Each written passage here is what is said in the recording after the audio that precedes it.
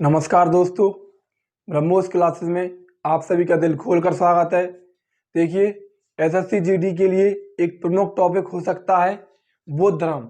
तो बौद्ध धर्म संबंधित जितने भी क्वेश्चन बन सकते हैं आज बात करेंगे बौद्ध धर्म की, बिल्कुल डिटेल से बात करेंगे। चलिए तो बात करते हैं। सबसे पहले तो बौद्ध धर्म के बारे में अगर तुमसे पूछ ले कि बौद्ध धर्म के संस्थापक कौन थे, अगर तुमसे पूछ ले कि बौद्ध धर्म के संस्थापक किसे माना जाता है या फिर कौन थे, ठीक है। तो लिखिए, बौद्ध धर्म के संस्थापक गौतम बुद्ध थे। कौन थे? बौद्ध धर्म के संस्थापक गौतम बुद्ध या फिर महात्मा बुद्ध, इनको ही कहा जाता है, याद रखना, ठीक है।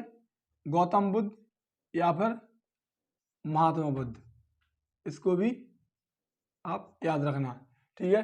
तो बौद्ध धर्म के संस्थापक गौतम बुद्ध या महात्मा बुद्ध थे, ठीक है। अगर बात करें तो इन्हें एशिया का लाइट ऑफ एशिया, इन्हें लाइट ऑफ एशिया, ठीक है, लाइट ऑफ एशिया या फिर एशिया का ज्योतिपुंज भी कहा जाता है इन्हें, इसको भी याद रखना, ठीक है। क्या कहा जाता है? तो लाइट ऑफ एशिया या फिर एशिया का ज्योतिपुंज भी इनको कहा जाता है। अच्छा क्वेश्चन है। चलिए बात करें कि इनका जन्म कब हुआ। इनका जन्म 563 ईसा पूर्व, 563 ईसा पूर्व हुआ, ठीक है। इनका जो जन्म हुआ 563 ईसा पूर्व। और बात करें इनकी मृत्यु के सन की बात करें तो इनकी मृत्यु 483 ईसा पूर्व हुई। देखिए, जो ईसा पूर्व और ईसवी में काफी अंतर रहता है। तो ईसा पूर्व था, जो बीसी थी, इसको बीसी कहते, इसका मतलब होता ईसा पूर्व, याद रखना। क्या होता? ईसा पूर्व। ईसवी का अर्थ होता है एडी, उसको एडी से व्यक्तित करते, ठीक है, याद रखना। तो ईसा पूर्व हमेशा उल्टे चलते थे, विपरीत चलते थे। मतलब 563 ईसा पूर्व इनका जन्म हुआ और 483 पूर्व ईसा पूर्व इनकी मृत्यु हो गई थी, ठीक है। आगे बात करें, इनके पिता का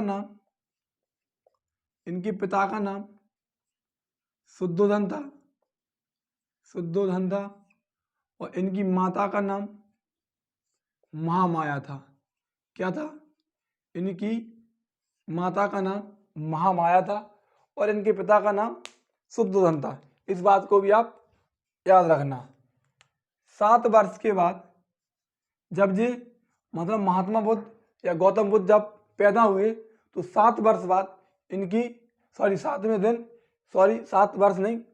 दिन इनके पैदा होने के 7वें दिन इनकी माता महामाया का निधन हो गया। इनकी माता महामाया का गौतम बुद्ध के पैदा होने के 7वें दिन बाद इनकी माता महामाया का निधन हो गया। तो इनका पालन पोषण इनकी मौसी, इनका पालन पोषण किसने किया? तो इनकी मौसी थी गौतमी। कौन थी? इनकी मौसी गौतमी ने किया। 7वें दिन, जब इनके जन्म के 7वें दिन इनकी माता महामाया का निधन हो गया तो इनका पालन पोषण इनकी मौसी गौतमी ने किया। इस बात को भी आप याद रखना, ठीक है। अगर तुमसे पूछ ले आगे बात करें 16 वर्ष की उम्र में, कब? 16 वर्ष की उम्र में इनकी शादी हो गई। किससे? तो यशोधरा से। इस बात को भी आप याद रखना। कितनी वर्ष की उम्र में? 16 वर्ष की उम्र में इनकी शादी यशोधरा से हो गई। और किससे हो गई? यशोधरा से। और एक पॉइंट और लिखिए यहाँ पर, इनके बचपन का नाम, और तुमसे पूछ ले कि गौतम बुद्ध के बचपन का नाम क्या था, तो इनके बचपन का नाम सिद्धार्थ था। इसको भी आप लिख लो। क्या था? इनके बचपन का नाम सिद्धार्थ था, ठीक है, इसको भी याद रखना। देखिए, 16 वर्ष की उम्र में इनकी शादी हो गई, किससे? यशोधरा से। और इनका एक पुत्र हुआ और पुत्र का नाम क्या था? राहुल था। इस बात को भी याद रखना। एक बार और देखिए, संस्थापक, बौद्ध धर्म का संस्थापक गौतम बुद्ध या महात्मा बुद्ध को माना जाता है। इन्हें लाइट ऑफ एशिया या फिर एशिया का ज्योतिपुंज कहा जाता है। और शायद ये क्वेश्चन SSC GD द्वारा पूछा गया भी है, याद रखना। जन्म 563 ईसा पूर्व हुआ था और मृत्यु 483 ईसा पूर्व हुई थी। पिता का नाम शुद्धोधन था, माता का नाम महामाया था।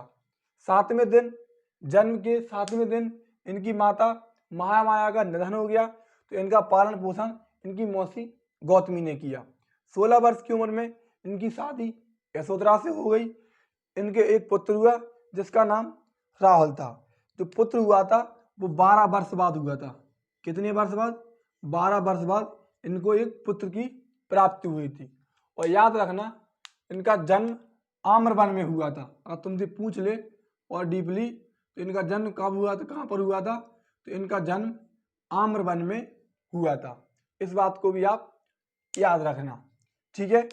आगे बात करें, इनके सारथी का नाम, जो इनका सारथी था उसका नाम चन्ना था। क्या था? इनका सारथी का नाम चन्ना था। इस बात को भी आप याद रखना। अगर बात करें कि इन्होंने जो सन्यासी जीवन था, जो गृहस्थ जीवन था, गृहस्थ जीवन को त्याग कर सन्यासी कैसे बने जी, तो इन्होंने 4 दृश्य देखे थे। पूछते हैं कौन कौन से दृश्य देखे थे? 4 दृश्य देखे थे। नंबर 1, एक तो बूढ़ा व्यक्ति देखा। जब जे एक बार गांव मतलब महल से गांव की शहर करने निकले तो इन्होंने 4 दृश्य देखे। किस किस को? एक तो बूढ़ा व्यक्ति, नंबर 2 बीमार व्यक्ति देखा, बूढ़ा व्यक्ति को देखा। और शायद जी चन्ना से बोले कि चन्ना ये क्या है, तो चन्ना ने कहा कि महाराज एक दिन सबको बूढ़ा होना है, एक दिन हर किसी को बूढ़ा होना है। और नंबर तीसरे पर इन्होंने एक मृत व्यक्ति देखा। क्या देखा? मृत व्यक्ति। और अगला व्यक्ति एक सन्यासी को देखा। ठीक है, तो 4 दृश्य कौन कौन से देखे थे? बूढ़ा व्यक्ति, बीमार व्यक्ति, मृत व्यक्ति और एक सन्यासी जीवन। ठीक है, तो 4 इन्होंने दृश्य देखे थे। सारथी का नाम क्या था? चन्ना था। और इनका जो जन्म हुआ था वो आम वन में हुआ था। ठीक है, आगे बात करते हैं। आगे देखिए, और यदि तुमसे पूछ ले तो एक चीज और लिखी है यहाँ पर, जो इनका जन्म हुआ था वो कहाँ पर हुआ था। ये पॉइंट छूट रहा है, यहाँ पर लिखिए कि इनका जन्म 563 ईसा पूर्व तो हुआ था, लेकिन कहाँ पर हुआ था? तो गौतम जन्म में लुम्बिनी। इनका जन्म कहाँ पर हुआ था? लुम्बिनी में हुआ था। और लुम्बिनी कहाँ पर है? तो नेपाल में है। इस बात को भी आप याद रखना। जन्म कहाँ पर हुआ था? लुम्बिनी में हुआ था। लुम्बिनी कहाँ पर है? तो नेपाल में है।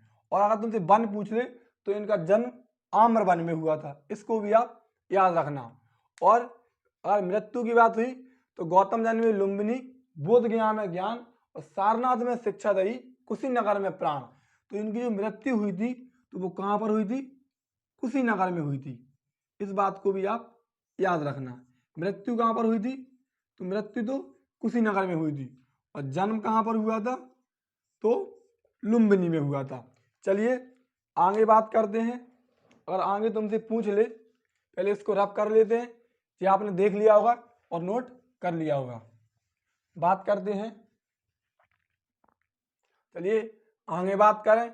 देखिए, अगर तुमसे आगे पूछ ले तो इनको ज्ञान की प्राप्ति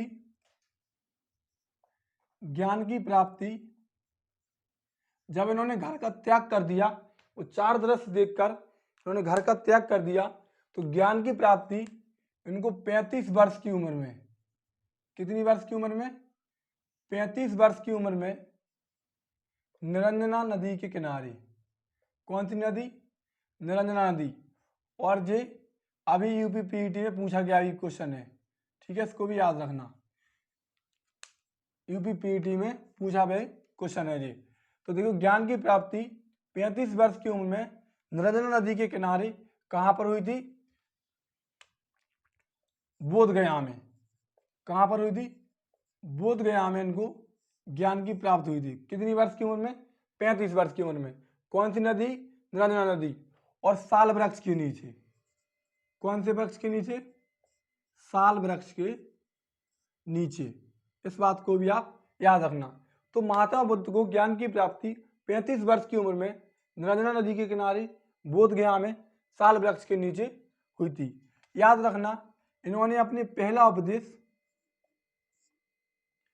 पहला उपदेश कहाँ पर दिया? तो इन्होंने पहला उपदेश गौतम जन्म में लुम्बिनी और बोध गया में ज्ञान। इस बात को याद रख लेना कि गौतम जन्म में लुम्बिनी, बोध गया में ज्ञान और सारनाथ में शिक्षा दई, कुशीनगर में प्राण। आपको चारों याद हो जाएंगे कि गौतम जन्म में लुम्बिनी मतलब जन्म कहाँ हुआ? लुम्बिनी में। बोध गया में ज्ञान, ज्ञान की प्राप्ति कहाँ पर हुई? बोध गया में। कुशीनगर में शिक्षा दई, पहली शिक्षा कहाँ पर दी? कुशीनगर में। सॉरी, गौतम जन्म में लुम्बिनी, बोध गया में ज्ञान और सारनाथ में शिक्षा दई। तो पहली शिक्षा कहाँ पर दी? सारनाथ में। कहाँ पर दी? सारनाथ में। और कुशीनगर में प्राण। तो इनकी मृत्यु कहाँ पर हुई थी? कुशीनगर में। तो देखिए, पहला उपदेश इन्होंने कहाँ पर दिया? सारनाथ में दिया। याद रखना, ज्ञान की प्राप्ति 35 वर्ष की उम्र में निरंजना नदी के किनारे बोध गया में हुई, साल वृक्ष के नीचे। पहला उपदेश इन्होंने सारनाथ में दिया। यदि तुमसे पूछ ले कि सर्वाधिक उपदेश या सबसे ज्यादा उपदेश कहाँ पर दिए, तो सबसे ज्यादा उपदेश इन्होंने श्रावस्ती में दिए। कहाँ पर दिए? सबसे ज्यादा उपदेश इन्होंने श्रावस्ती में दिए। इस बात को भी आप याद रखना। पहला उपदेश सारनाथ में दिया, सबसे ज्यादा उपदेश श्रावस्ती में दिए। जो बौद्ध धर्म की भाषा थी, याद रखना, यूपीएसआई में पूछा गया क्वेश्चन है, जो उनकी भाषा थी वो पाली भाषा थी। कौन सी भाषा थी? पाली भाषा थी। इसको भी आप याद रखना। बौद्ध धर्म के जो उपदेश थे अधिकतर उन्होंने किस भाषा में उपदेश दिए? तुमसे पूछेगा कि बौद्ध धर्म में महात्मा बुद्ध ने या गौतम बुद्ध ने किस भाषा में उपदेश दिए, तो पाली भाषा में इन्होंने उपदेश दिए। इसको भी याद रखना, ठीक है।